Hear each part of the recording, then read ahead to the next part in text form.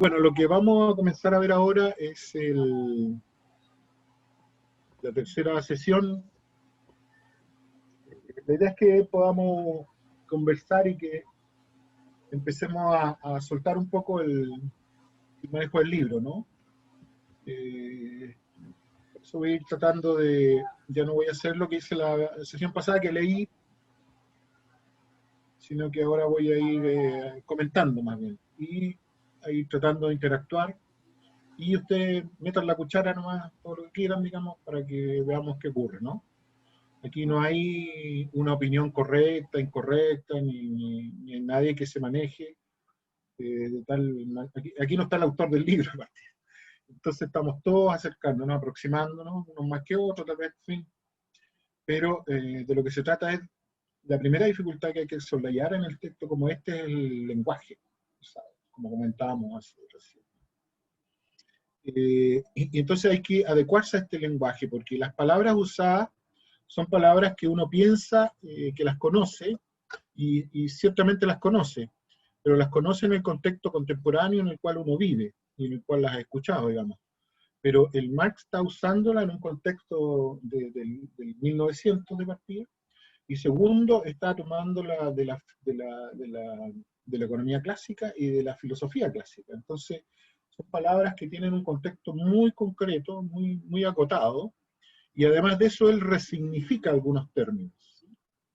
Uno de los términos que él resignifica de esta categoría de fetichismo, que es el que vamos a tratar ahora, ¿no?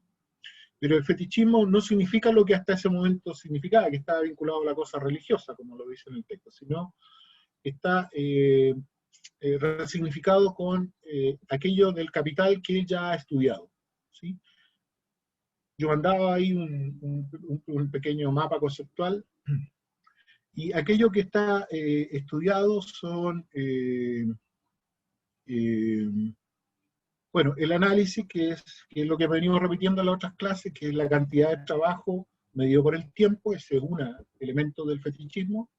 El otro es la magnitud, es decir, el parámetro con que se está midiendo, digamos, la cantidad de tiempo de trabajo. Ese segundo elemento de la magnitud, acuérdense que aparece solamente cuando hay intercambio de mercancía, no aparece cuando se está produciendo la mercancía, por tanto está desfasado respecto del trabajo concreto y real. ¿Cómo analiza Marx eso? Diciendo que ya no se trata del valor de uso, sino que se trata del intercambio. En el momento del intercambio, es decir, cuando el bien ya está creado, la mercancía ya está creado, y se enfrenta a otra mercancía, ahí aparece la magnitud recién. En tanto, la magnitud es esa igualdad que permite que dos mercancías producidas por productores privados, eso es muy importante, privados, es decir, cuando un productor lleva su mercancía, no conoce contra quién lo va a intercambiar. Por tanto, son privados, ¿no es cierto? Y ahí, en ese intercambio, se produce el componente social, que para Marx es una magnitud. Entonces, ese es el segundo elemento. Entonces, la cantidad de trabajo, la magnitud, y cuando aparece ese elemento de igualdad, que es la magnitud en el intercambio, aparece lo que habíamos dicho, que es el valor. ¿Sí? El sustento, el soporte del valor es el intercambio, el valor de cambio. ¿Sí? La posibilidad de que haya valor de cambio está dada por los productores privados, que en el momento de la producción, que es anterior al intercambio, se lleva a cabo. Por tanto, siempre el producto llega, y lo que acontece ahí es que son dos mercancías, fíjense bien. No son las personas las que están intercambiando, sino que son dos mercancías las que se intercambian. Ese intercambio, por tanto, es social, pero social al nivel de las mercancías. ¿Sí? ¿Qué es lo social ahí? El valor.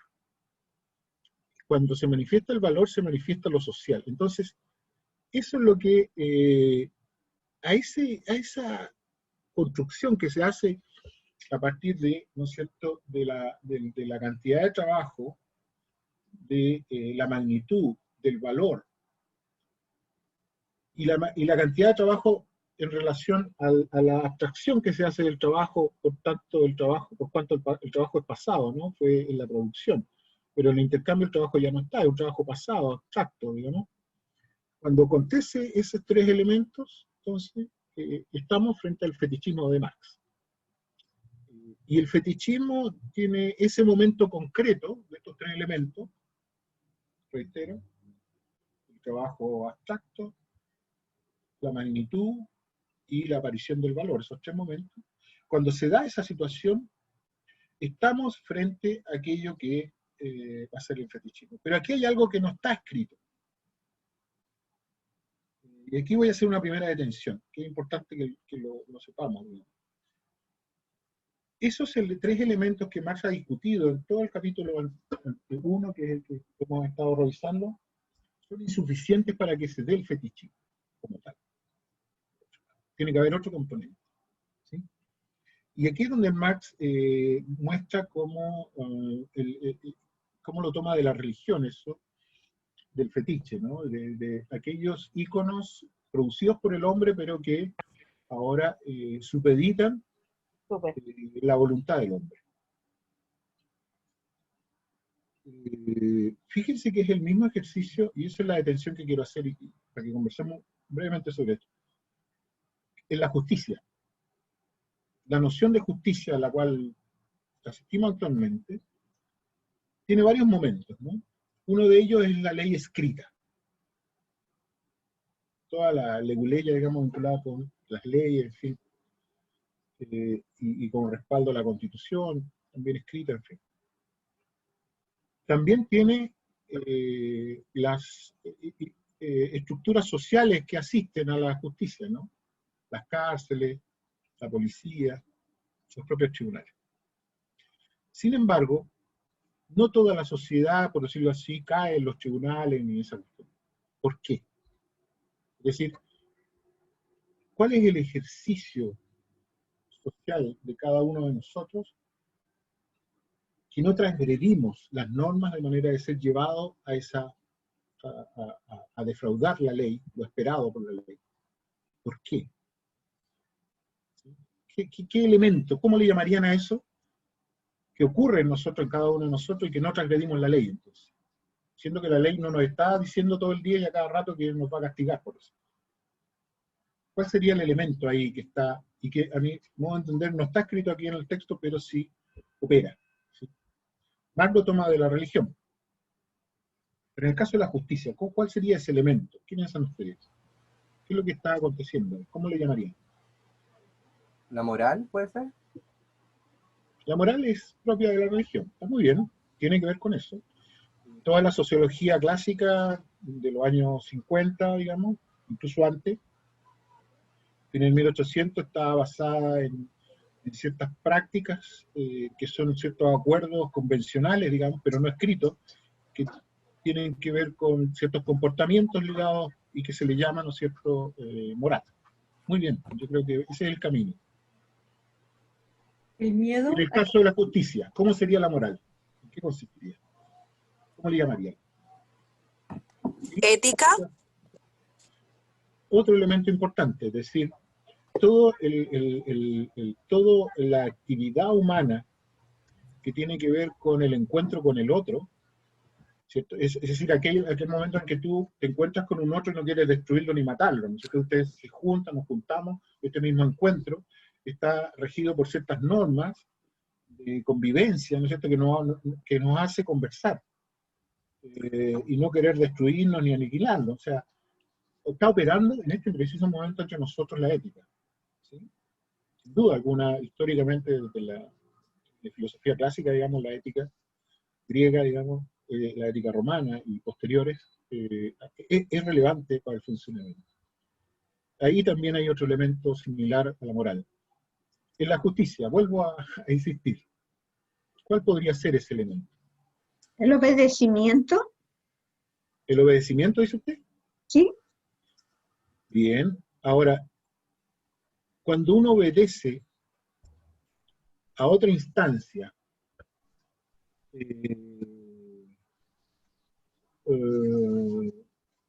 ¿cómo le llamaría ese momento, digamos? Yo creo que tiene que ver con eso. Ser la coacción al castigo. El miedo. Está bien, el castigo opera, digamos, sin duda, pero en este momento nosotros no estamos siendo castigados, pero actuamos en función de la justicia. Respeto. Ya, pero No. cuando estamos enfrente, está bien. Yo creo que estamos rondando, me interesa una palabra porque El cuando miedo. ya el Miedo. miedo era como el castigo. Fíjese usted que toda la Ah, teoría de la justicia, de lo justo, en Platón, en el Gorgias, ¿sí? Lo justo es una idea que opera como una equivalente, ¿no? Entre el delito cometido y el castigo que se comete. Y eso opera con el cortar, quemar y pegar, en el Gorgias de Platón. Es decir, si ustedes ven toda la historia humana está mediada por el cortar, quemar y pegar. Quemaron a las brujas, ¿no? Los primeros feminismos, en fin. Pegar, bueno, hasta el día de hoy, ¿no es cierto? Si uno va a la Plaza de Dignidad, el pegar y el quemar. O sea, durante la historia humana, digamos, cortar, cortar, quemar y pegar. Y bueno, el cortar, piensen ustedes en la Revolución Francesa, donde el cortar era fundamental, digamos, la guillotina. Sin duda que la noción de lo justo está mediada por esa práctica social. Y en el caso hay un libro de, ¿cómo se llama? De un autor, ¿cómo se llama? Me voy a acordar, ¿ya? Es bien conocido. profesor, podría ser, disculpe, profesor, podría ser entonces las costumbres, la normalidad. Tiene que ver con eso, sin duda, pero ¿cómo usted resuelve ante el miedo la costumbre? ¿Cómo le llama eso? Puede ser empatía o no, o venganza en el otro extremo. Pero estamos con la justicia. ¿Cómo ver a la justicia? Con represión. ¿Ya? Por ejemplo, cuando uno lo utiliza con la gente, cuando uno va a Carabineros, por ejemplo. ¿Qué vemos en Carabineros? Bueno, vemos muchas cosas malas hoy en día, pero estamos pensando en un momento más normal. ¿Qué es lo que uno ve ahí? Mira, el Kafka tiene ese cuentito, que ahora no me acuerdo el nombre del cuentito, pero tiene que ver con la justicia. Entonces, es un viejito que va porque quiere conocer la justicia. Y nunca se encuentra con la justicia, porque se encuentra con un carabinero, el carabinero le dice que pase donde su teniente, El va donde su proceso. teniente, El y proceso. todos son representantes de la justicia, claro, el proceso. Sí. Pero nunca se encuentra con la justicia, pero la justicia opera. Y cuando opera, hay algo en lo cual nosotros nos subordinamos. La idea de autoridad. La autoridad, efectivamente. Y se fija usted que en ninguna parte está escrito eso, pero opera.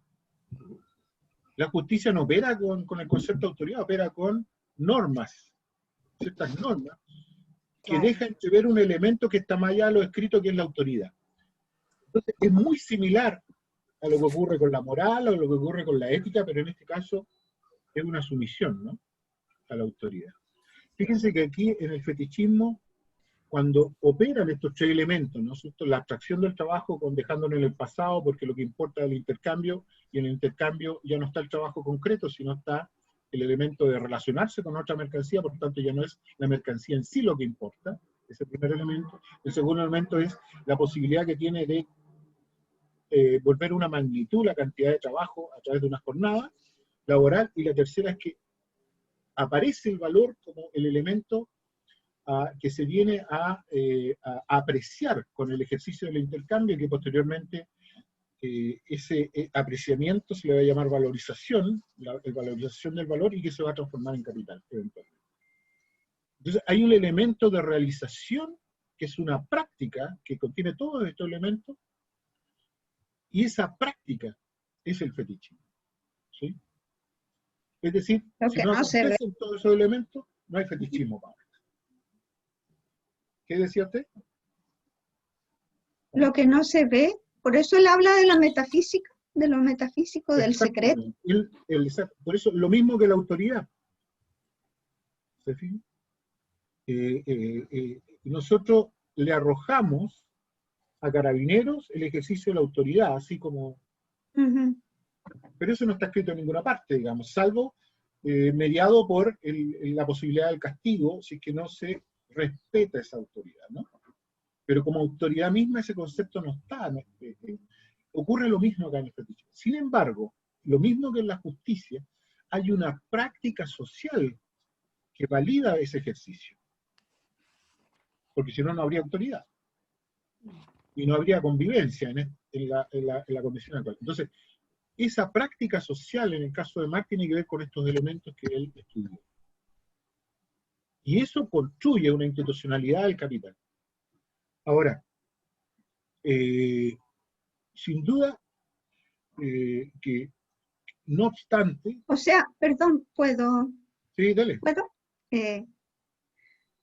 O sea que el fetichismo es algo que nosotros le ponemos, como quien dice, a la mercancía sin tener necesidad de ponérselo, digamos. O sea, exactamente. Estamos determinados a hacerlo. Estamos determinados a hacerlo. Por la sobrevivencia. Y produce en nosotros todo un peso y un poder, digamos, ¿verdad? En toda la sociedad, porque Poder metafísico en la lo que hay que sociedad. entender acá es que el propio capital crea al trabajador y el propio capital crea al capitalista. No es que el capitalista creó el capital y con eso subyuga al trabajador.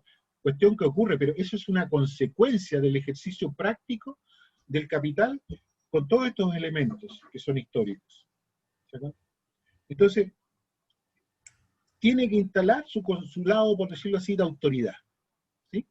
¿Cómo lo construye eso? Fíjense que el Marx dice ahí cuando habla de la mercancía, dice el valor de uso en el propio texto, en la primera página, el valor de uso es un objeto físico vulgar y corriente, ¿no? Todas las cosas que usamos. De ahí no vamos a sacar el fetichismo, porque se consume, se termina el valor de uso en el consumo. Por decirlo así, volviendo al ejemplo del deseo, con la cosa psicológica, el deseo se terminó ahí en el consumo del valor de uso. Entonces, hay algo más. Y el Marx va a decir que eso se produce en el intercambio, en esa relación social entre mercancías. Y esa relación social entre mercancías, él le llama un objeto físicamente metafísico. En la página 48 está el texto. Pero hay otras traducciones, yo vi otras traducciones y lo vi en alemán. El Marx le llama cosas sensorialmente suprasensibles que se dan en el intercambio, que es el valor y la magnitud. La magnitud y el valor, en ese orden, ¿no? Esas cosas sensorialmente suprasensibles, son palabras compuestas. Entonces, sensorial tiene que ver con que es real, es concreto. ¿Sí? O sea, el intercambio es concreto, o sea, tiene que ocurrir esa relación, si no, no habría capital. ¿Sí?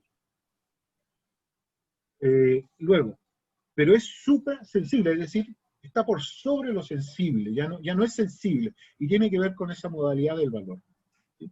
Entonces, él lo liga, en el desarrollo de esa parte del fetichismo, lo liga a dos componentes. Dice, lo sensorial tiene que ver con las propiedades materiales de la mercancía, que asisten para que se produzca la relación. Pero una vez producida la relación no requiere ¿no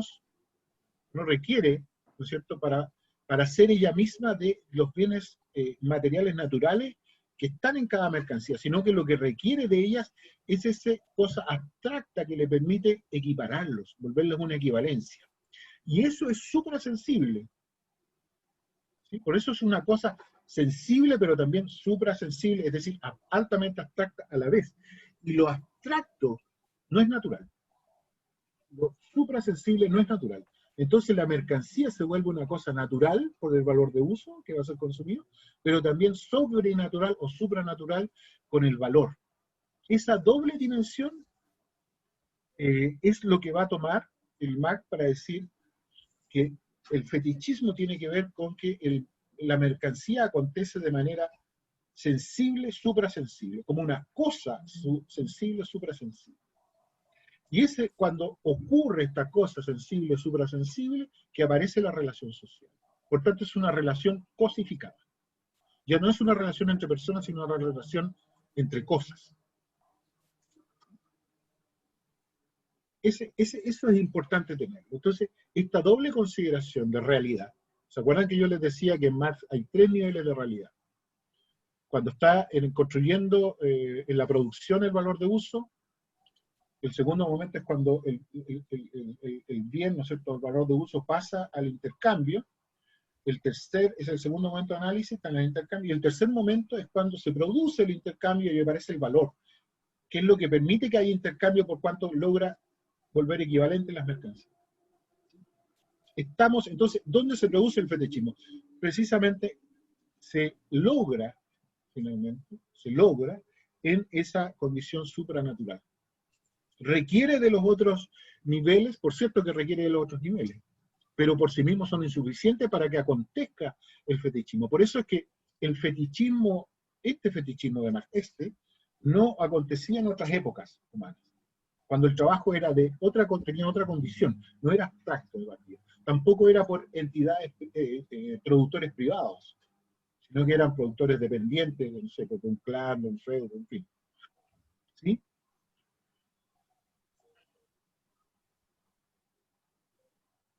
Bueno. Entonces. ¿Sí?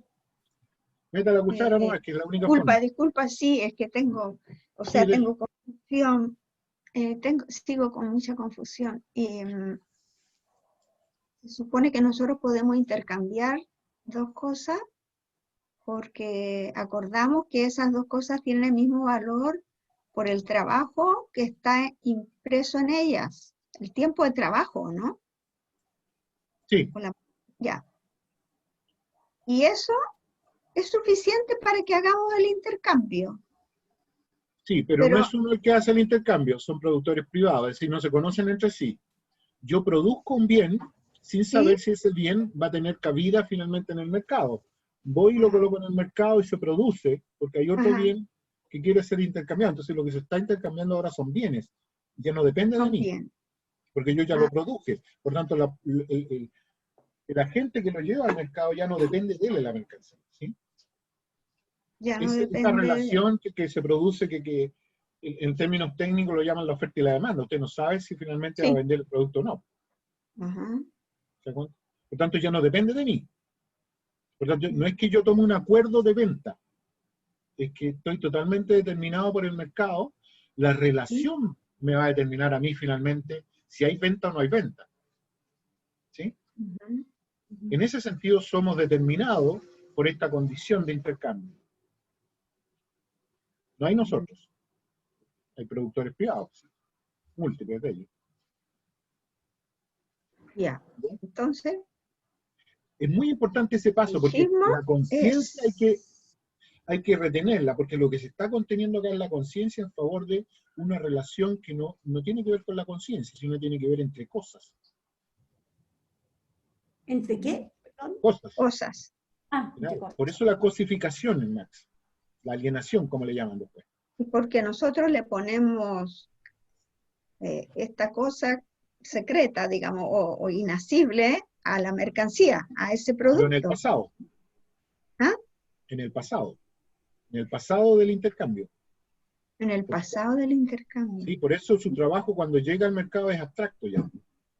La abstracción tiene que ver con una temporalidad pasada. ¿Hoy no es así? Sí, hoy sí, sigue siendo así. Todo el trabajo pretérito de la producción, por cierto.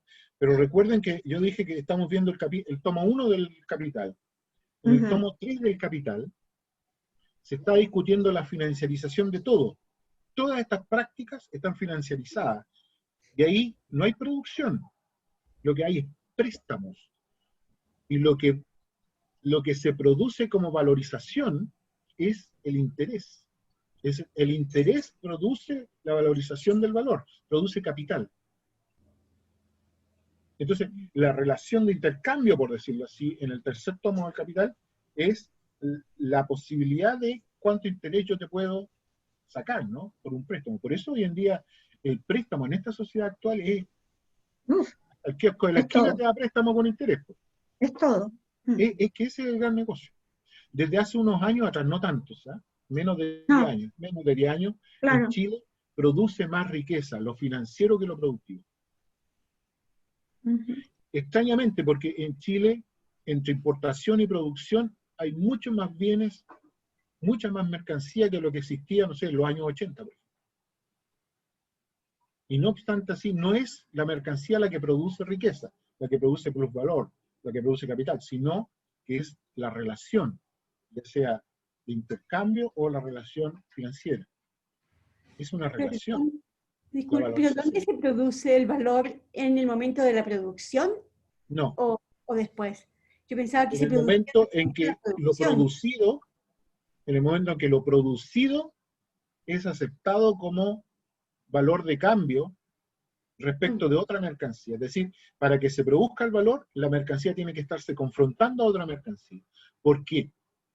Eso todavía no lo hemos visto, pero Ya. quiero verlo cuando veamos la magnitud en específico en la próxima clase, pero ¿cómo yo, mi mercancía como productor privado, es aceptada en el mercado? Cuando esa mercancía, al confrontarse con otra mercancía, la mercancía 1 con la mercancía 2, la mercancía 2 refleja el valor de la mercancía 1. Por eso el valor es social. Yo, siguiendo este texto, ¿no? Este texto, estamos hablando de este texto, solamente allí el valor aflora, cuando la mercancía 1 es representada por la mercancía 2. Si no se produce ese ejercicio de representación de la otra mercancía, o reflejo, como le llaman posteriormente, no hay valor. Es decir, yo tengo que tomar el cuerpo de la mercancía 2, usar el cuerpo de la mercancía 2 para representar algo que es mío, pero que no tiene que ver con mi cuerpo, sino tiene que ver con la semejanza y la equivalencia. El equivalente. ¿Ya? Por tanto, hay un despojo ahí, y eso se llama relación.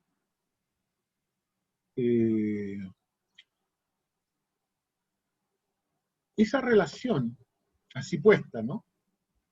Marx le va a llamar forma. ¿Qué es la idea de conformar, ¿no? De componer? Le va a llamar forma. Entonces, él dice que todas estas otras cuestiones que vimos atrás en el texto, el trabajo abstracto, la magnitud y el valor, son insuficientes para el fetichismo. Entonces, ¿qué es lo que produce el fetichismo? La forma misma, dice él, de la mercancía. ¿Y qué es la forma? Lo que lo conforma. Es decir, este ejercicio que estamos llevando a cabo. ¿Sí? Por tanto, ¿Y qué lo conforma? la relación. Ahora, el valor es una mera y pura relación, que es la realidad del capital, porque ahí es donde el capital se valoriza. Si es que esa no se diera, no habría capital, no habría valorización. ¿Quiere decir eso que no habría sobrevivencia social, digamos, de la sociedad de reproducción? No, no quiere decir eso.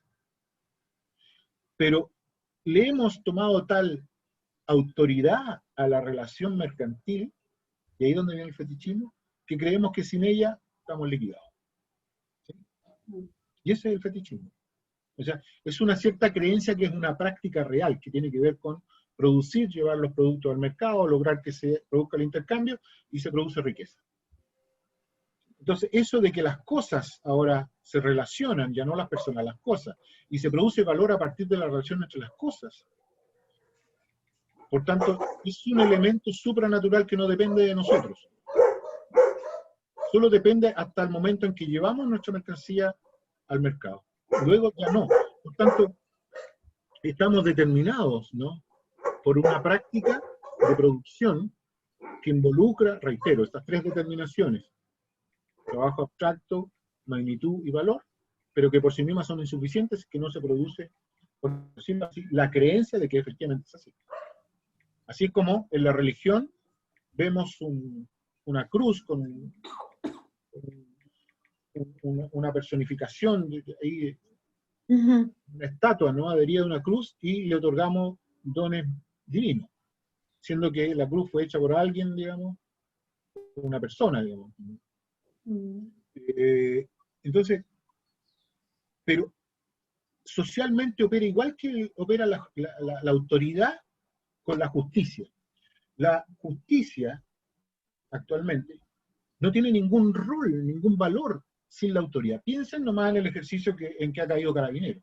O sea, Carabinero puede hacer lo que quiera, pero actualmente ya no es respetada, porque su autoridad es totalmente cuestionada, ¿no? Eso es lo que puede ocurrir.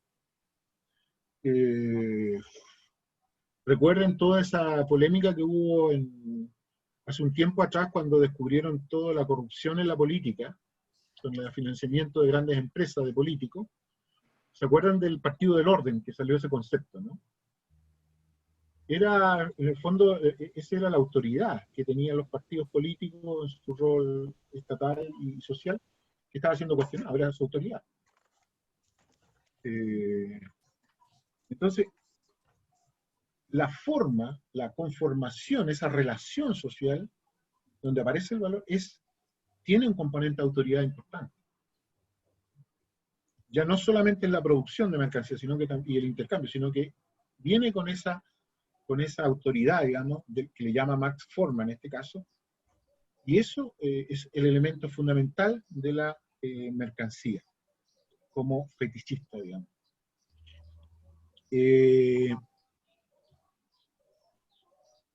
La consecuencia de eso,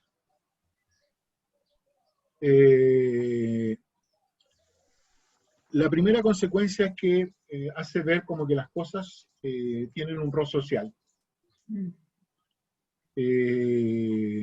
Luego objetiviza, es decir,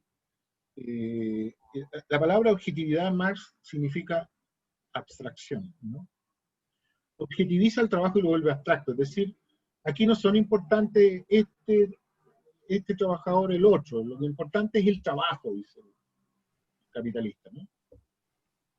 Entonces, pero está hablando de una entidad trabajo que uno no sabe quién es quién aquí. Precisamente si sabe quién es el trabajo abstracto, el trabajo promedio general de aquellos sectores de la economía que producen riqueza. A él no le interesa el trabajo del pequeño comerciante o pequeño productor, ¿no es cierto?, artesanal. Lo que interesa son los grandes ejercicios de los sectores de la economía que producen riqueza. Ya habíamos dicho que los sectores que producen riqueza son algunos sectores productivos, principalmente el cobre en Chile. Hay algunos otros sectores productivos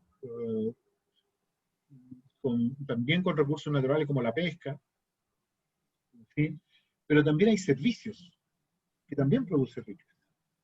Y habíamos nombrado también un sector de la economía que es la educación, que también produce un importante volumen de riqueza en Chile, ¿cierto?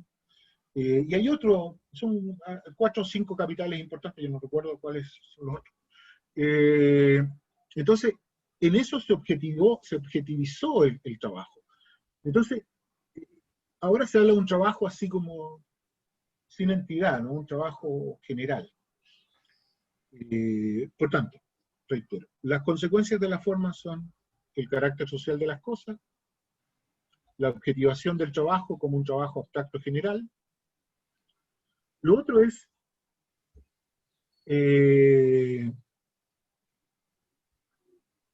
esa naturalidad que adquiere en la relación social entre cosas, esa dimensión de naturalidad, es decir, como si lo abstracto fuera natural ahora. Es decir, dando a entender, cuando uno decimos que las cosas son naturales, hay una naturalización del intercambio. Cuando uno dice natural es decir que no depende de las personas. Ese es ser consecuencia, ¿sí?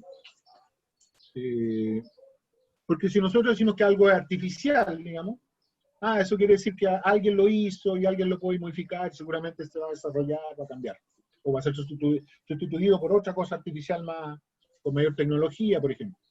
Pero cuando decimos que algo es natural, pareciera que lo natural es inamovible y no depende del ser humano. Ese rol adquiere la forma. ¿Sí? Entonces, la forma tiene dos características, sociales y naturales. Es decir, está todo este aspecto de la producción, de la creación humana, y tiene este aspecto de creencia, ¿no es cierto?, que lo vuelve independiente del ser humano como algo natural. Es importante recordar que el valor, en este caso, que es donde se está produciendo por fin el elemento necesario para construir el fetichismo, el valor, no tiene, Marx dijo en el texto más atrás, al principio que no tiene ni un átomo de naturaleza. ¿Se acuerdan de eso? El valor no tiene ni un átomo de naturaleza. ¿Quién tiene la naturaleza? El valor de uso, pero el valor no. No tiene nada que ver con la cuestión concreta, material, ¿no es cierto?, de los valores de uso. Por tanto, si no es natural, no tiene nada de natural el valor, y resulta que en el intercambio se está colocando como algo natural, ahí se produce una contradicción, y esa contradicción se resuelve con autoridad. Donde habíamos dicho, ¿no?, todo el ejercicio legal, la historia del desarrollo de lo justo, digamos, está pregnada por la determinación del mercado y su validación, así mismo. Toda la ley está hecha. Si ustedes ven el código, no sé si han hecho el ejercicio de ver alguna vez el Código Civil. El Código Civil, está la ley penal, el Código Penal y el Código Civil. Esos son los dos componentes de la justicia, ¿no?, hasta el día de hoy. Si ustedes agarran el Código Civil en Chile, la primera ley, o la primera norma, o código, no sé cómo se llama, es la herencia y la familia. Esa es una medida muy interesante. ¿Para qué? Para proteger la propiedad privada. Es decir, los Larraín son siempre Larraín. O sea, por algún motivo, desde la conquista hasta ahora no le ha salido con el chancho, digamos, pero se casan entre ellos, porque si no, no serían Larraín. Y ellos han permanecido como nombre, digamos, en el poder estatal, digamos, durante toda la existencia de la nación chilena. Y entonces hay que hacerle caso al Código Civil, y ellos le hacen caso. El Código Penal, en cambio, es para castigar, ¿cierto?, la insubordinación respecto del ejercicio del capital en el mercado. ¿Sí? Bien. Entonces, el Marx va a decir ahí que se trata de una relación fantasmagórica. Ahí aparecen los fantasmas de Marx, los espectros de Marx y todo eso. Hasta ahí vamos. ¿Se puede seguir? Más o menos. Yo estoy siguiendo el texto. Voy a la página 48. ¿Y qué habría que hacer para que no se produzca el fetichismo? El fetichismo, que es supranatural, pero es naturalizado, es una práctica social, es una praxis social. ¿Cuál es esa práctica a la que vimos, no? La producción,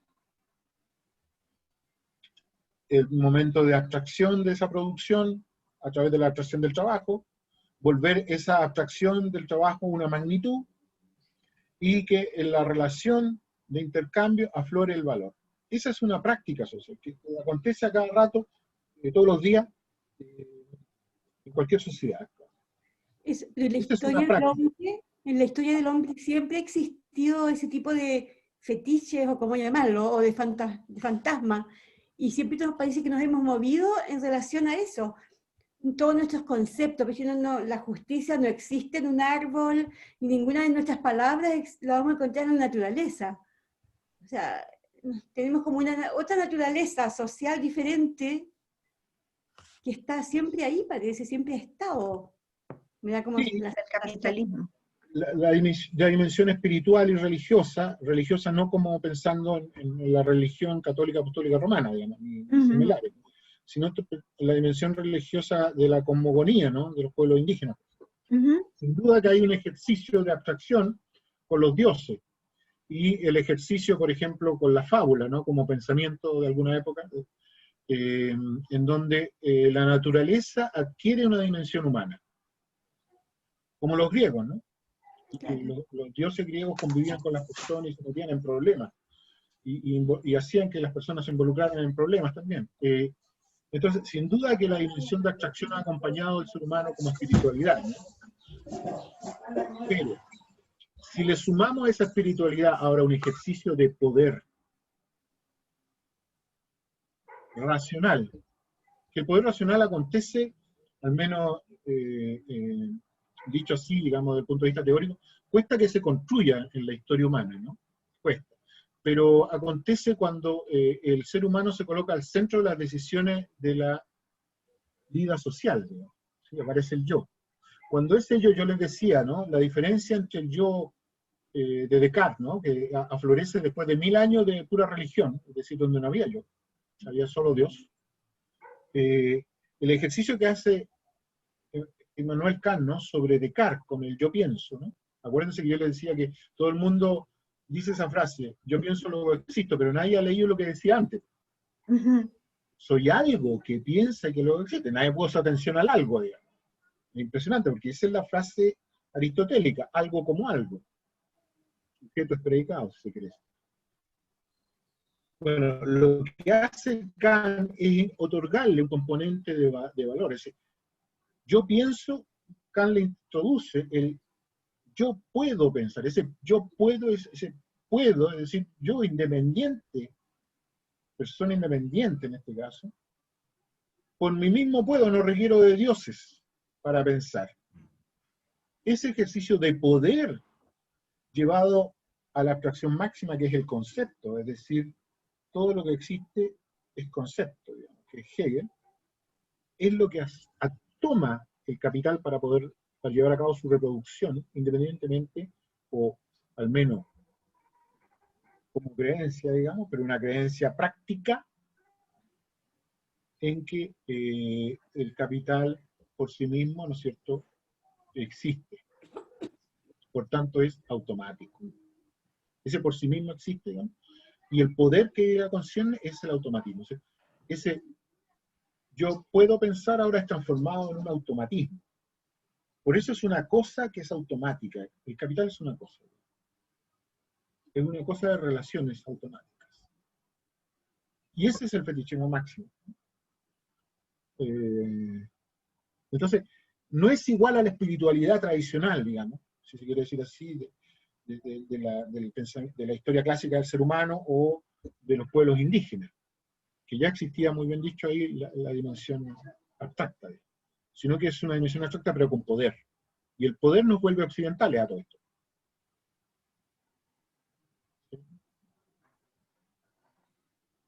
No sé qué les parece ese... Muy difícil. Ay. Entonces, el fetichismo sí, es consecuencia de una práctica. Y es la práctica que ejercemos todos los días nosotros. Todos los días vamos a trabajar. Así que tenemos trabajo.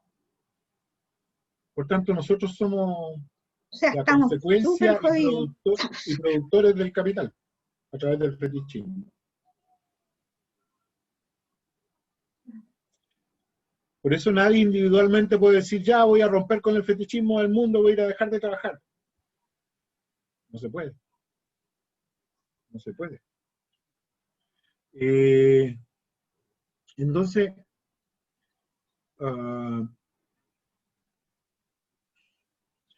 eso es lo que, si nosotros termináramos con esa práctica, eso. el valor, se acabaría el fetichismo. El punto es que aquí es donde viene la parte entretenida. Ajá. ¿Con qué sustituirlo? ¿Recuerdan el texto de Macpherson que yo les decía, que me equivoqué cuando lo hablé, ¿no? Que dije yo, mercado sin democracia, era al revés, una democracia pero sin mercado. Macpherson, que es un marxista inglés, está cuestionando precisamente esta dimensión del fetichismo del capital. Para poder terminar con el capital, entonces que haya una democracia, pero que sea una práctica social y política, que no esté determinada por los intereses del mercado. Esa es una buena orientación, digamos. Muy general, sí. Pero pensar algo distinto, esa es la invitación del texto del capital. O sea, una vez que conocemos el capital y sabemos que no nos va a resolver el problema, tenemos que hacer algo distinto. Para hacer algo distinto tenemos que conocer aquello de lo cual queremos diferenciarnos. Claro. Y luego entender en qué consiste la diferencia. Porque ya vimos que la superación de las cosas no es hacerse diferente, es hacerlas de manera distinta nomás, pero es la misma. De lo que se trata es diferenciarse. La diferencia no puede volverse identidad a través de la superación de las cosas.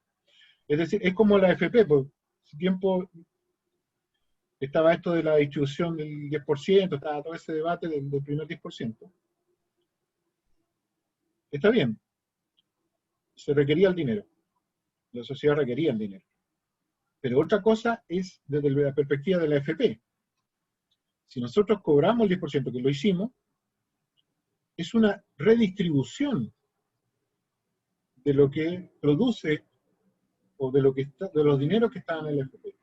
Pero respecto de la AFP no se trata de redistribuir, sino se trata de abolir la AFP. Sí. Ya, pues, es lo mismo con el capital. Pero entonces ahí es donde vienen no solamente la gente derecha, sino de otros sectores. Ya, pero ¿por qué lo sustituimos? Porque definitivamente se requiere un organismo que administre, ¿no es cierto?, esos recursos para efectos de la protección social en la vejez, ¿no?, de la sociedad. Entonces, pensar una cuestión distinta es el problema. Pero pensarla en la diferencia. La redistribución no es una diferencia. No hay diferencia. Entonces, aquí no está llamando a una alerta a eso. El Marc coloca en el texto más adelante, no sabemos que lo hacemos así, no sabemos que somos sujetos del capital, parte del capital, del sujeto del capital. No sabemos que somos parte de su automatismo, que nosotros mismos reproducimos aquello que nos domina y nos deja de lado. Entonces él dice eso de que no sabemos, pero lo hacemos igual. Actualmente ya se habla de que lo sabemos y queremos seguir haciéndolo igual. Y ahí es donde viene todo esto, ahí es donde aparece el consumo, el deseo y la administración de otros elementos del ser humano, ¿no? Y la precariedad totalmente. Eso. Igual yo pienso que, bueno, sé que igual son conceptos que no están latentes en el texto, pero respecto al plano del dominio y del poder, mientras los sujetos lo sigan naturalizando, como no haya un cuestionamiento real, porque hay mucha gente que valida que el capitalismo y al capitalista, y que haya un empresario ganando una riqueza que incluso puede llegar a ser superior a la riqueza de un Estado. Hay capitalistas que tienen mucho más plata que los estados más pobres del planeta Tierra. Acuérdense del narco que dijo que le pagaba la deuda a Bolivia. Por ejemplo, yo creo que es muy importante que las personas tomen conciencia de esto. O sea, salir de la ignorancia es una manera, yo creo, de liberarse. Porque de otra manera no vamos a poder cambiar, hacer la transformación. Sí, pero cuando la conciencia no depende de mí, mi conciencia no depende de mí. No, yo creo que sí. Es que ahí es donde usted cree y el otro no cree. Pero si la conciencia es un objeto, es una práctica, por tanto es un objeto, una cosa. Y yo llego tarde siempre a la actualidad y a la valorización del capital, como si yo quisiera ser sujeto. Porque el sujeto es quien lleva la delantera y domina, que es el capital, que es la valorización del capital. Ese es el sujeto. Entonces, yo no conozco, profesora, y quiero conocer cuál era la visión de Carlos Marx respecto a si él vio como posibilidad dentro de los trabajadores que se concientizaran o se politizaran, o como se llame el proceso de transformación. Yo creo que sí él, o sea, desde su manifiesto comunista y todo lo que hizo fue en pro de eso, pues. De que pero sí. El manifiesto fue muchos años antes del Capital, porque parece que en el Capital ya se dio cuenta que no era tan fácil. No, sin duda que no es fácil, pero yo creo que sí se puede el individuo de salir de esa situación de enajenación. Pero es muy difícil porque yo le digo, o sea, yo lo veo con mis propios estudiantes, que no digo que todos, pero hay muchos estudiantes que si fuesen ricos, posiblemente fuesen explotadores sin ningún grado de cuestionamiento, porque Sí, explotan a sus propias mamás los flojos. Ya lo papás. Claro, primero yo le diría que la conciencia no depende de un yo, el Marx. Segundo, el Marx lo que está analizando en el Capital es el capital, no la posibilidad de la liberación del capital. Y va a mencionar aquello del capital en donde el capital parece fallar en su propia reproducción y producción, y que es ese el lugar de donde uno debería desarticularlo. Pero no está diciendo que al desarticular aquello, ¿con qué sustituirlo? Él no trabajó eso. No está escrito. Esa es la tarea. ¿Se acuerdan que yo leía el prólogo del 67, el primer prólogo decía, a pensar por ti mismo? Eso es lo que señala el texto. Bueno, esa es una tarea. Yo le enseño, el Marx diría algo así como, yo le enseño cómo yo pensé esto, la crítica, y cómo se puede desarticular esto, pero cómo se resuelve para sustituirlo ya no es mi problema, para decirlo así, ¿no? Fácil, ¿no? Ese es el primer elemento. O sea, para se constituye algo así como es aquello que usted dice de la conciencia, primero yo tendría que pensar por mí mismo, y no por el capital. Siendo que yo siempre llego tarde a la reproducción del capital. El capital ya se está reproduciendo cuando yo llego a tratar de contenerlo, ¿no? Nos gana el futuro el capital, toda la vida. O sea, el capital siempre se realiza en nuestro futuro. Nosotros somos siempre la prehistoria del capital. Por eso la historia en Marx es la prehistoria. La historia del capital, en la historia del ser humano, es la historia de la prehistoria, dice él. En ese sentido, en que nosotros llegamos tarde a la valorización del capital y su reproducción. Sin embargo, hay una parte, yo les decía que aquí hay una cosa que hay que aprender a leer del texto que es lo no escrito por los libros, ¿sí? Pero que uno podría dejar leer a partir de los textos. Entonces, hay una parte que voy a encontrar ahí que tiene que ver con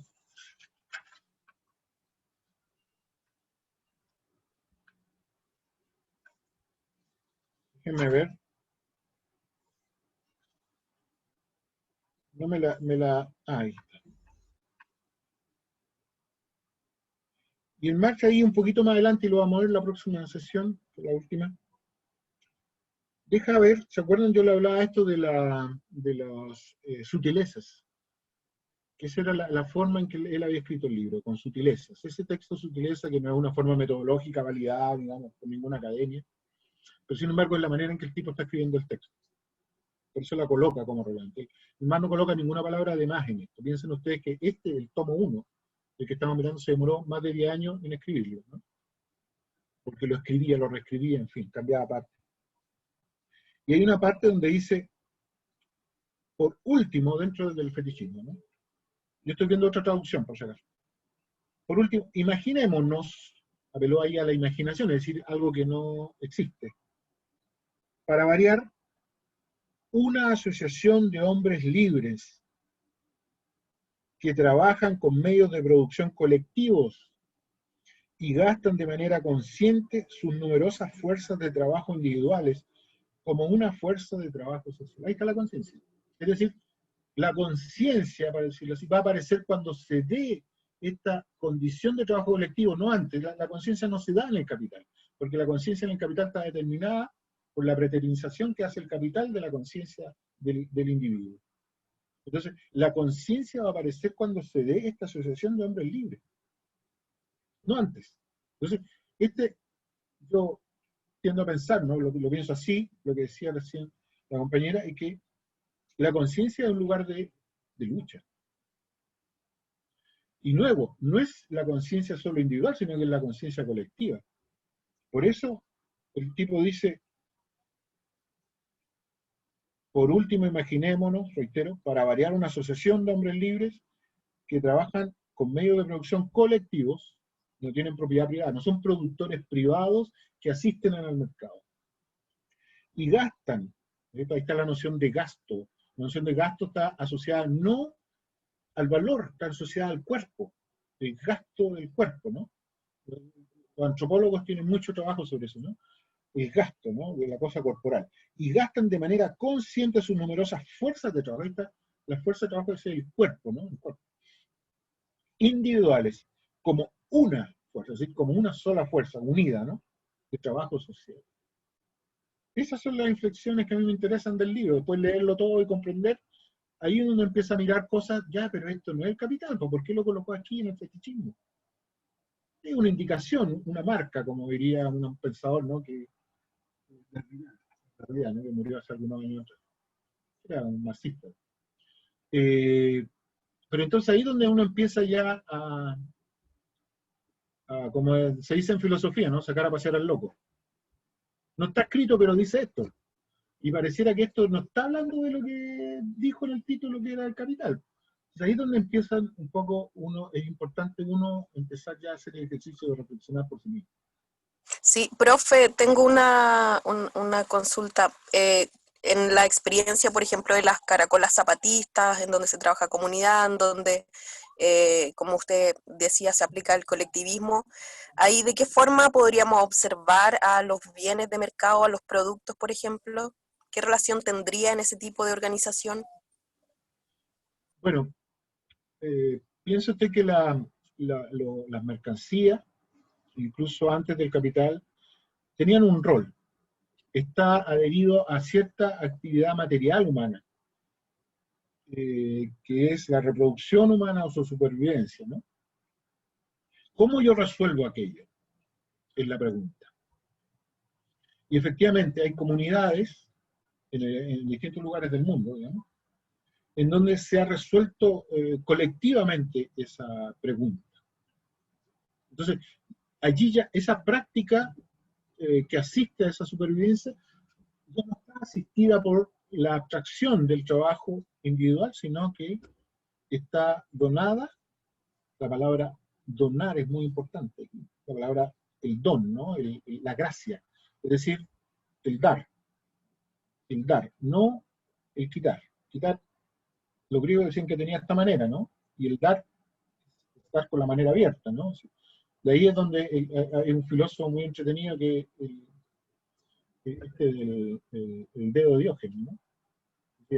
Este es el quitar, ¿no? Diógenes hacía así para efectos de lograr el dar, el don.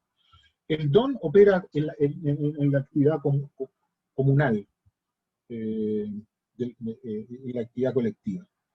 Es un trabajo desinteresado, es decir, ya no es un productor privado que asiste al mercado para enfrentarse a otra mercancía, sino que tiene, no quiero usar la palabra fin, ¿no? Porque la cosa colectiva, la palabra fin vendría como perjudicarla.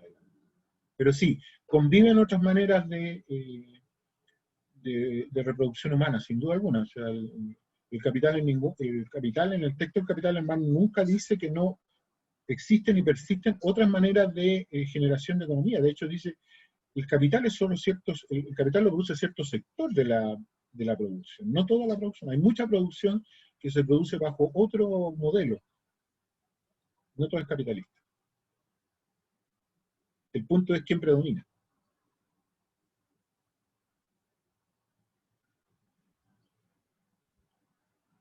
Otra cosa del dar, ¿no? Del don, que opera mucho en el trabajo colectivo, de los trabajadores libres, como decía ahí el texto. Es la cuestión de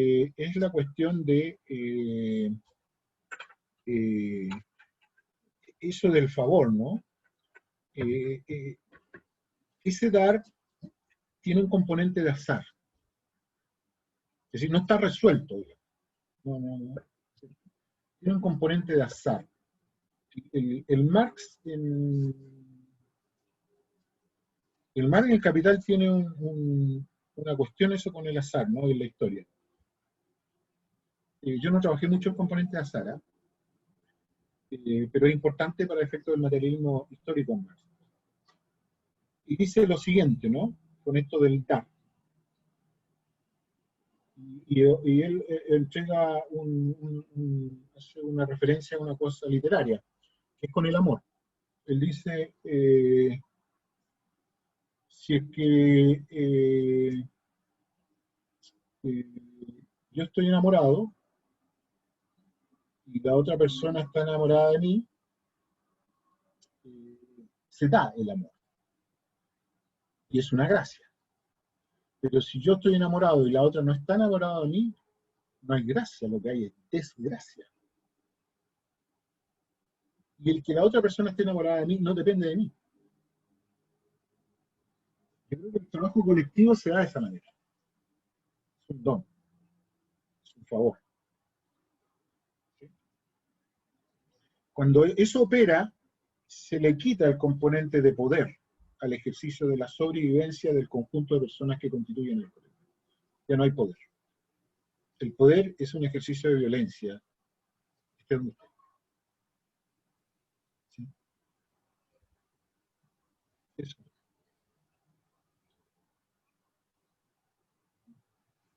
Profe, tengo otra duda, perdón. También quisiera saber en qué parte queda, por ejemplo, el aprendizaje que se requiere para producir un bien material. Por ejemplo, puede ser un objeto simple, que tal vez la fabricación dure, no sé, 5 minutos, pero que eso haya significado años, por ejemplo, de preparación. ¿Eso tiene así como un espacio también en la transformación, en el paso al valor del producto en el mercado? Sí, sí, hay una parte que yo mencioné, pero no trabajé, que tenía que ver con la productividad, que es acortar el tiempo de producción, pero también acortar los tiempos de distribución de los bienes hacia el mercado, ¿no?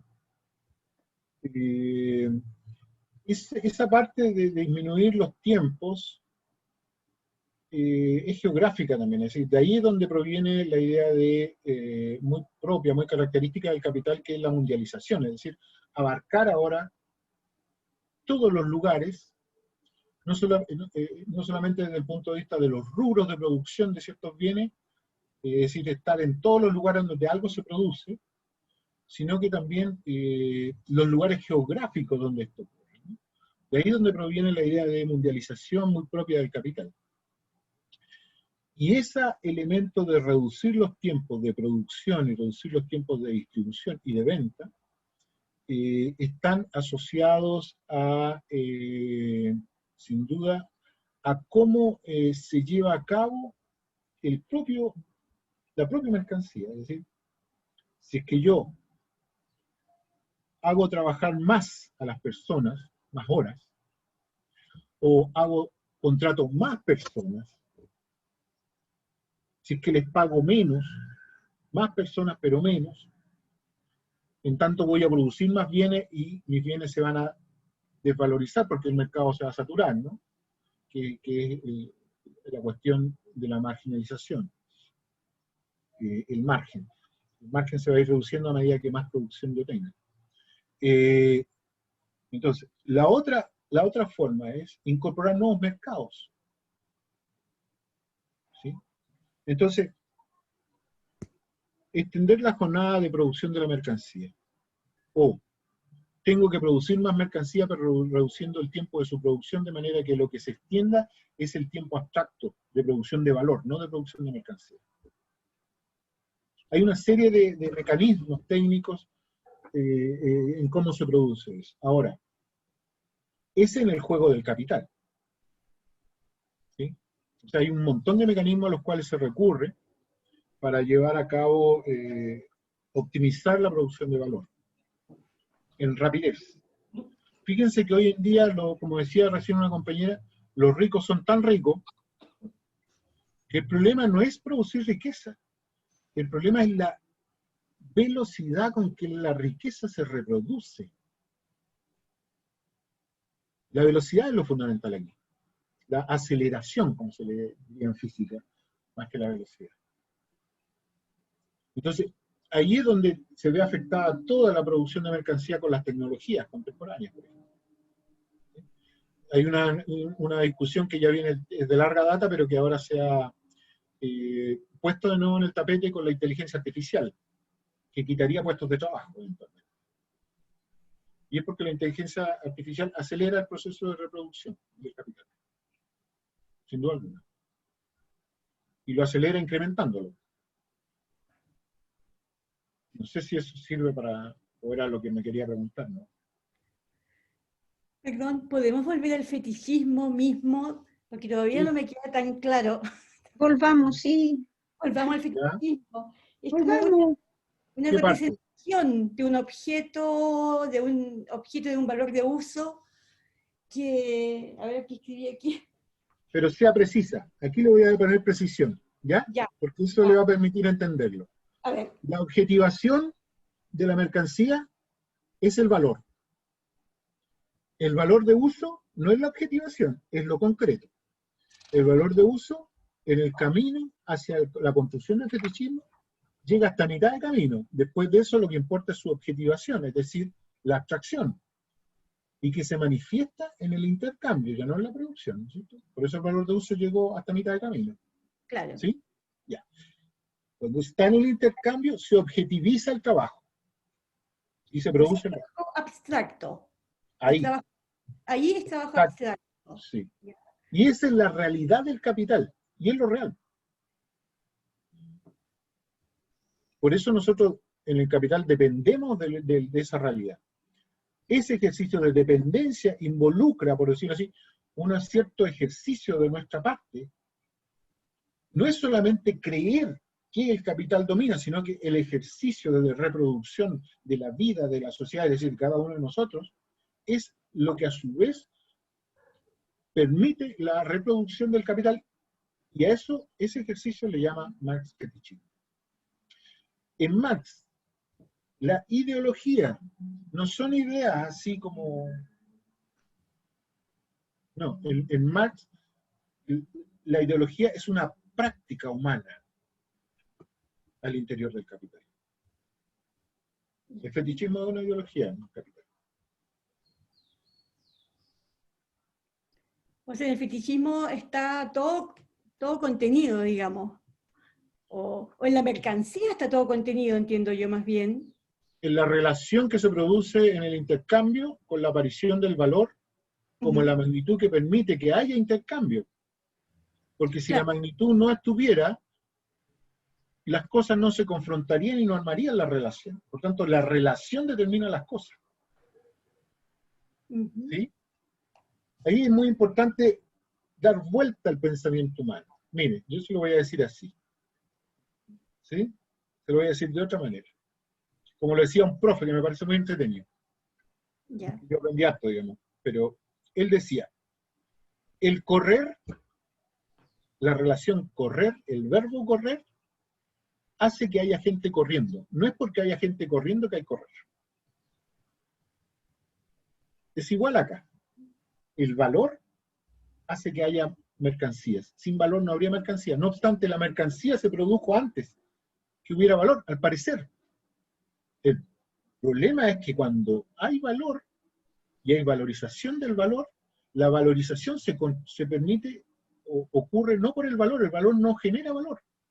El valor requiere de este elemento externo que es el trabajo, pero el trabajo es anterior, entonces el valor viene a abastecer nuevamente la producción como reproducción para que haya trabajo.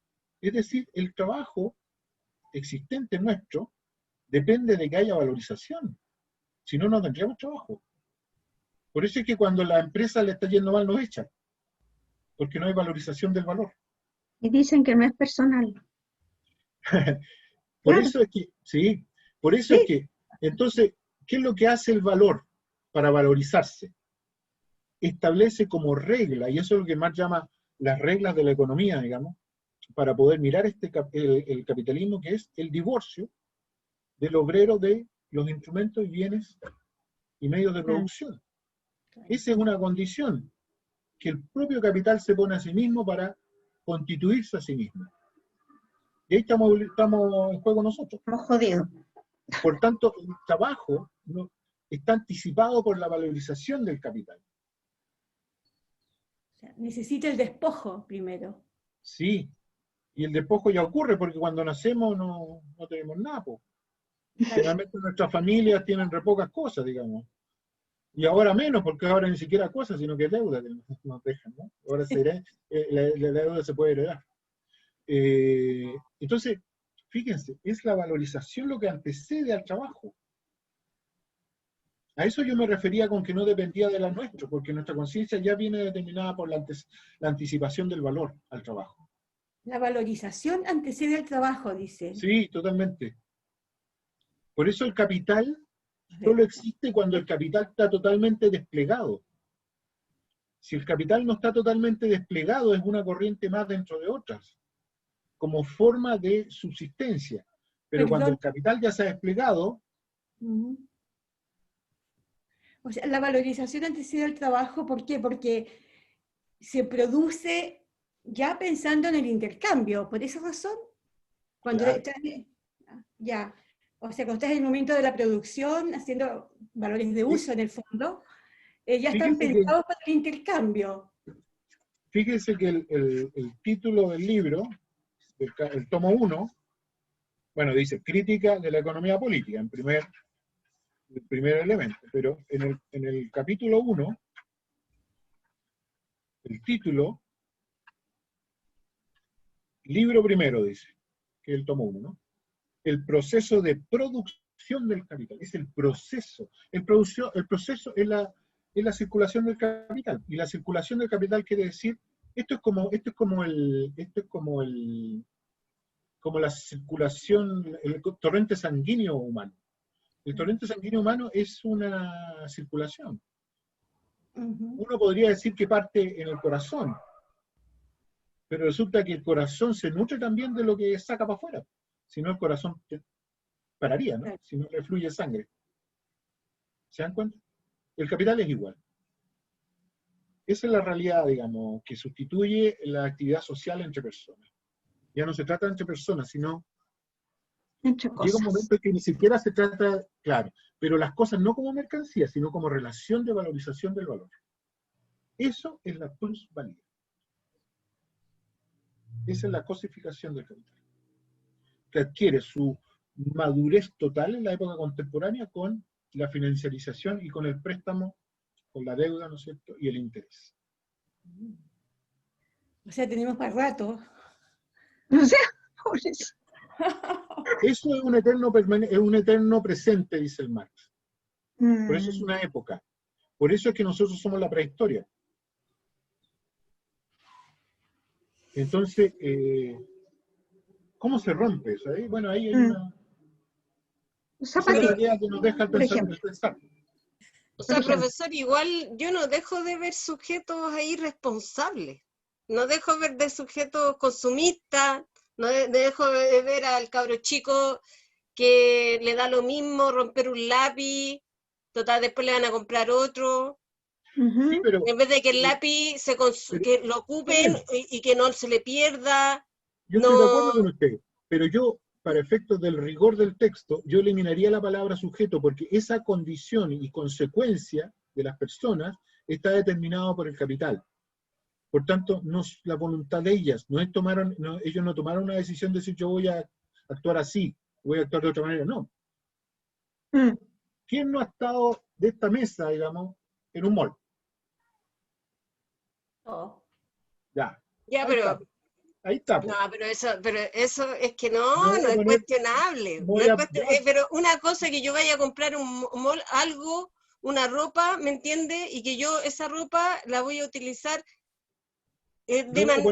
voy a poner, antes de eso, ¿quién en esta mesa no tiene una moneda en su bolsillo y si no la tuviese, quisiera tenerla? No, pues, de eso estamos hablando con el capital. Sí, pero aquí hay sujetos y sujetos, o sea, de verdad también hay que atender a la responsabilidad humana e individual. O sea, ¿cuántas personas van al mall y van a comprar un montón de cosas innecesarias? Está bien. Entonces, pero ¿me entiendo? Sí, pero yo creo que usted se refiere a otra cosa. Yo quiero leerlo así, al menos. Yo creo que solo hay sujeto si hay movimiento social. No hay sujeto cuando usted va al mall. No hay sujeto cuando usted está en pro de obtener un sueldo para poder sobrevivir. Ahí no hay sujeto. Ahí lo que hay es capital. Solo hay sujeto cuando usted es parte de un movimiento social que busca que el orden de las cosas sea distinto. Yo no veo otra manera de sujeto en las condiciones del capital. Ahí es donde después se producen todos los conflictos sociales y un montón de cosas. Se producen avances, retrocesos, hay cambios, reformas. Pero yo solito como individuo, conciencia, no creo que exista eso. Yo creo que solo como movimiento social. Por eso el Marx, en pocos lugares del capital, en pocos lugares, habla de clase social. Y en muchos menos lugares que clase social habla de lucha de clase. Este no es el libro de la lucha de clase, el capital. El libro de la lucha de clase, el folletín ese del George, el manifiesto, que escribe 30 años atrás del capital. No sé, ustedes lo pueden encontrar también en un libro muy interesante sobre eso, es el 18 Brumario de Luis Bonaparte. El problema que tiene el 18 Brumario es que en la época además no existían las definiciones, eso ya lo vimos. Por tanto, ahí no es que diga lucha de clases, 2 puntos, no. Ahí lo que está mostrando es cómo el movimiento social campesino fue cambiando de bando y colocándose en distintas posiciones de acuerdo al contexto. Y eso él le llama lucha social, clase social. No hay una definición cerrada de clase. ¿Profe? Sí. Ese libro está bueno para leerlo ahora con lo que pasa actualmente el 18 de Brumario. Pero yo tengo otra duda. Quizás estoy más atrasado que todos ustedes, pero lo voy a hacer igual. Yo lo que no tengo claro, o quizás lo tengo claro, no lo sé, es que la mercancía, yo la veo, la mercancía que pasa a tener dos formas, por lo que he leído y entendido. Una concreta y luego otra abstracta, ¿cierto? ¿O no? ¿Estoy bien en esa definición o así lo entiendo yo? Bien. Sí. ¿Sí? Y esa abstracción se logra en lo que hemos dicho y escuchado en intercambio. Sí. Bien, estoy bien. Pero el intercambio se manifiesta, se pone de manifiesto por fin aquello que permite que haya intercambio, que es la magnitud. El tiempo, sí. Que es la magnitud, claro. Y que medido como jornada laboral se transforma en tiempo. Como cantidad de trabajo, perdón. La magnitud como cantidad de trabajo se transforma en tiempo. Es una construcción totalmente novedosa del tiempo. Esa no existía antes. Luego, lo que pone de manifiesto el intercambio es aquello que a su vez permite que haya intercambio. Solo que lo pone de manifiesto, pero el valor como magnitud estaba antes, mucho antes, estaba ya en la producción, eso es lo que estaba diciendo. ¿El trabajo social? Sí, pues. Ahí está, po. Entonces, me anticipó, pero el valor no está ya cuando se estaba produciendo la mercancía. Por eso usted dice que el capital es pasado, po. Como lo dice Marx también. El capital es futuro, pero el capital es un gran presente, ¿no? Pero preteriza el trabajo. Sí. Porque siempre llega tarde el trabajo. Esa era mi duda, gracias. Guardo silencio. En alguna parte dice que el fetichismo significa que se oculta el carácter, digamos, del trabajo que representa, que queda oculto en el valor, digamos, o una cosa así. Sí, le llama el secreto. Es el secreto. Ya. Es el secreto del valor, digamos. El secreto del capital. La relación de explotación, me imagino yo. O sea. Es una doble ocultación, diría. Porque la primera ocultación es el valor, la segunda ocultación es la relación de intercambio. Si lo digo en manera temporal, tendría que decir, la primera lucha social que uno debiera instalar como lucha política es la de poder acceder al presente. Y ahí está la primera ocultación, es decir, nosotros nunca tenemos acceso a nuestro presente, porque siempre es el presente del capital lo que se pone como relevante en una sociedad. Explícalo, porfa. ¿Qué sigue el presente? La temporalización que hace Marx en el Capital, respecto del capital, es que se trata de la temporalidad del capital, no de la de la temporalidad del ser humano. El ser humano ha tenido otras maneras de llevar a cabo o de medir, ¿cómo se llama?, de poner de manifiesto el tiempo, ¿sí? El tiempo del ser humano. Hay otras maneras. En el capital no. El capital, el tiempo que le interesa es el dado por la magnitud, que es cantidad de trabajo. Y esa magnitud como cantidad de trabajo es el tiempo, ¿sí? Por tanto, cuando eso se logra, opera el intercambio, ¿no? La producción, el intercambio y aparece el valor. Se manifiesta porque el valor ya venía de antes. Entonces, eso es un gran presente, porque todo el ejercicio del capital es mantenerse a sí mismo como mismo, no como un otro. Eso es un gran presente, esa es la temporalidad del capital, ¿sí? Por decirlo así, al capital le interesa solo el capital.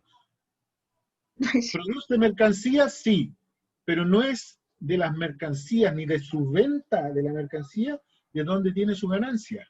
De lo que vive. ¿Ya? Por tanto, ese presente nosotros no tenemos acceso porque no depende de nosotros la producción de valor de capital. ¿Por qué no depende de nosotros? Porque la hemos naturalizado, por eso está el fetichismo, ¿no? Eso es lo peor. Entonces, se coloca como algo supranatural, es decir, es esto, y si no es esto, no hay nada, dice el capitalista, ¿no? Bueno, de cierta manera tiene razón. Claro, claro. ¿Te fijas? Entonces, nosotros somos el pasado del capital.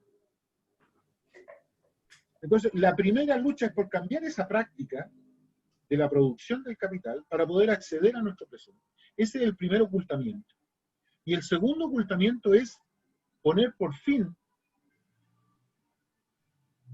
como parte de nosotros el futuro. Y nosotros decidir el futuro, que no sea el capital el que decida cuál es nuestro futuro. Porque ¿cuál es el futuro nuestro en el capital? Trabajar y después, no sé. Y el presente también. Entonces, son dos luchas relevantes, ¿se fija? ¿En cuál lucha estamos actualmente? En la de la producción todavía. O sea, ni siquiera accedemos a la del presente para luchar por nuestro futuro. En reducir la jornada laboral, estamos en esa. Entonces, estamos todavía en la producción, entonces, ese es el secreto, ese es el ocultamiento, digamos, respecto de la lucha, si se quiere ver así. Ahora, eso se resuelve socialmente, ¿no? No se resuelve individualmente al interior del capital. A eso me refiero con que no hay conciencia individual en Marx. Por cierto que hay individuos, pero son individuos determinados por lo social, no al revés. No es la conciencia individual la que determina lo social. Es la conciencia colectiva del movimiento social lo que determina a los individuos. No hay un yo. No hay dialéctico ahí entonces, en ese momento, el asunto. Por eso dijimos que no había materialismo dialéctico, sino que había materialismo histórico. Para mí es muy importante la historia, porque la historia tiene un componente de azar. Es decir, el minuto siguiente no está resuelto. Tiene que haber un gran ejercicio del capital para que se valorice nuevamente. Es lo que estamos asistiendo actualmente. O sea, en Chile lo que se está peleando es eso. El modo en cómo el capital se valoriza actualmente, el modo en que se valoriza, requiere de la pauperización de la gran de los distintos momentos de la vida de un ser humano en Chile. Entonces, estamos asistiendo a aquello, ¿no? Tiene que ser social la conciencia, no individual. En el capital. Al menos así lo leo yo en este tomo. ¿Profe? ¿Sí? yo hago una relación, quizás esté mal, por eso la planteo. Cuando leí el fetichismo, lo vinculaba mucho a la enajenación. Cuando el tema de... Sí. ¿Se puede vincular eso o no? Con el tema del fantasmagórico y lo que plantea Mara ¿o no? ¿Estoy mal? Cuando llegamos a la parte de la ocultación, que estamos viendo recién del secreto, se produce ese componente de la alienación. Es decir, donde no hay conciencia personal, sino que lo que hay es, por decirlo así, hay la pérdida total del sujeto en favor del sujeto automático de la valorización del valor y la reproducción del capital, por tanto. Eso es la alienación, ¿sí? Es donde creemos que la reproducción humana depende de las cosas y de la relación entre cosas. Eso es estar alienado. Eso tiene una consecuencia también, que es que el propio lenguaje en que hablamos tiene la estructura de la alienación. Yo hablé del lenguaje en la metafísica. Dije que nosotros hablamos el lenguaje en base a una estructura, y esa estructura es rígida. El sujeto está... el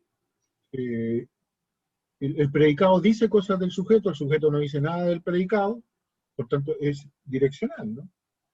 Y esa estructura, que es la estructura, yo decía, de la presencia, o sea, del tiempo presente, es la estructura alienada. No hay lenguaje propio aquí. O sea, si yo tuviera un lenguaje propio, es como lo que se dice, ¿no? Nadie quiere comprar el lenguaje. Imagínense que una gran empresa compra el lenguaje y usted no puede usarlo si no paga, ¿no? Hay un voucher. Podría ser. Porque esto era impensable hace un tiempo con el agua, pero ya ocurrió. El aire ni hablar, porque la contaminación del aire, tomar aire hoy en día es re difícil. Imagínense que antes el sur chileno era el gran lugar del aire, resulta que el lugar más contaminado en Chile es el sur, Coyhaique, en fin. Por tanto, ojalá, ahora, uno diría, ya, esto es imposible, pero resulta que, díganme ustedes si no es la privatización del lenguaje Windows. Claro.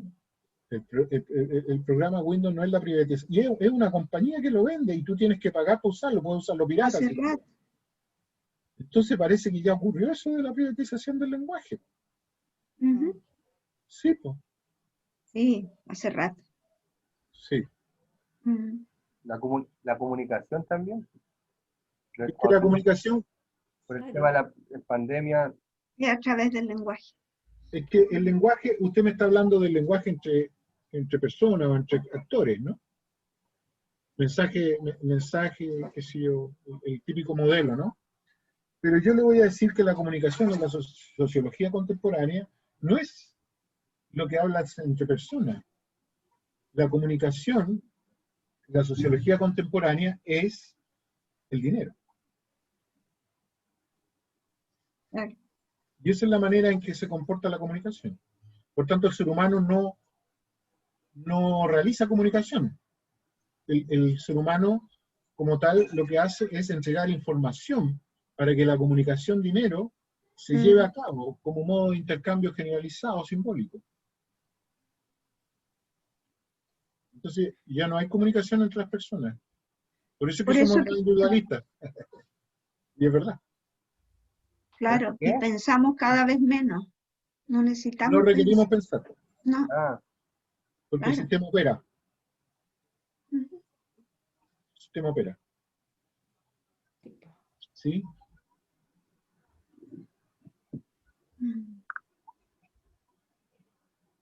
Eso. Para que le den una vuelta. Y la próxima sesión vamos a ver la magnitud. La magnitud como anticipación a todo. La magnitud como anticipación a todo.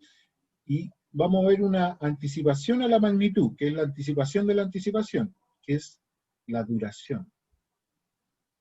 Y la duración. Duración. Que es lo que permite que haya magnitud. ¿No es el tiempo? El tiempo se construye a partir de la duración como cantidad. Porque hay un tiempo que no es cantidad, Por eso digo como cantidad. Por ejemplo, el tiempo del hambre con el estómago. Ese no es un tiempo de la cantidad. Tiene que ver con procesos biológicos y de otra índole. ¿Sí? Ya no es cuantitativo. Hay otros tiempos también. Claro. El tiempo del dormir y del sueño. O de pensar. También. ¿Te das cuenta? Mm. Hay otros libros que no pueden ser más cortos, no por la extensión del libro, sino por lo que dicen, ¿no? Eso lo dice Kant en La crítica de la razón pura. Son muy grandes, largos, pero realmente dicen tan poco, así que el tiempo de lectura depende de lo que dicen, más bien. No de la extensión de las hojas, ¿no? Como el haiku. Claro. Al revés. Sí, es verdad. Entonces, fíjense con lo que hemos hecho, porque en la próxima clase vamos a empezar a pensar al revés. Donde pensábamos que el trabajo era la que generaba valor, y es así, el trabajo es la única creadora de valor, pero para que el trabajo sea creador de valor, tiene que haber valor antes. Si Pero no, eso no se hay ve trabajo generando valor Mm. en el capital. Entonces, esta totalidad, no hay lado de afuera, no hay antes y después en el capital. Dale. El capital es un presente permanente de valorización del valor. Ah, Por eso es que el valor se anticipa a sí mismo como valor. Por eso es un automatismo. Entonces tenemos que ver los elementos que automatizan la duración como magnitud. Y ahí se consuma la alienación, que es la que mencionaba Walter.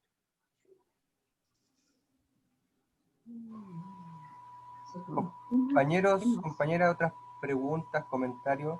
Yo creo que para ir cerrando, son 20 para las 9. Podemos seguir también en el WhatsApp también. El profe ha sido muy amable y ha respondido casi todo mejor dicho, lo que la inquietudes. ¿Algo más que decir? Estamos anonadados. sí. Yo quiero dar las gracias y saludarlos a todos y al maestro. Sí, me uno a eso. Muchas gracias por este curso. Gracias igual. Muchas gracias, profe. Gracias a ustedes también por participar y darle continuidad al curso. Está bueno. Está muy bueno, sí. Notable, profesor. Ok, muchas gracias. Lo que dijimos al principio, que la idea es volver a pensar o tratar de pensar algo distinto. Sí, pensar de otro modo, como el profe. Qué complejo. Entonces nos despedimos con un gran abrazo fraterno a todas, todos. Oiga, igual disiento me pongo más nichana y voy al mall y no siento culpa, profesor. Está bien, pues sí, claro. Somos parte del sistema. Yo voy Es a la difícil. feria y estoy consumiendo cualquier cosa. Claro, estamos Estamos imbuidos. cagados. Oh, perdón, estoy No, grabando. ya las mujeres nos cagamos mucho con la culpa, así que ya basta. No hay que sentir más culpa. La culpa es una construcción moderna, así que puedes echarla en cualquier momento. Pensemos en que estamos satisfaciendo nuestros placeres más inofensivos. O los más ofensivos también. ¿Por qué no? Ah, bueno. Sex shop. Aguanta el sex Se shop. grabó bien la clase, eso es bueno. Oh, perdón. Eso lo vamos a censurar. Muy didáctica, qué bueno. Ya, un abrazo a todos, cuídense. Un abrazo. Gracias. Chao, gracias. Estamos en contacto. Lean el fetichismo o no. Sí, lo vamos a hacer. Lo vamos a repasar. Chao.